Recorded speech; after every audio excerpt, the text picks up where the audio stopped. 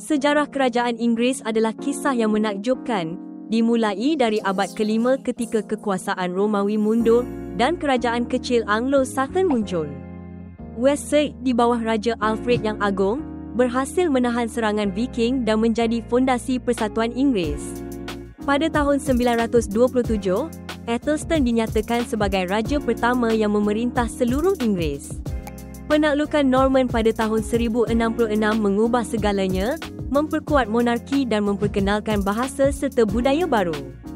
Dinasti Plantagenet membawa konflik dan perubahan, termasuk Magna Carta yang membatasi kekuasaan raja.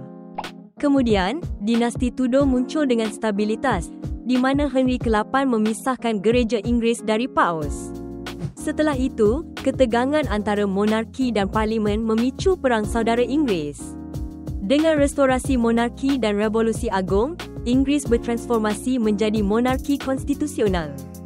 Akhirnya, penyatuan dengan Skotlandia dan Irlandia membentuk Britania Raya yang kini memiliki monarki simbolik di tengah kekuasaan parlimen. Sejarah ini adalah perjalanan yang penuh warna, membentuk identitas bangsa yang kita kenal hari ini.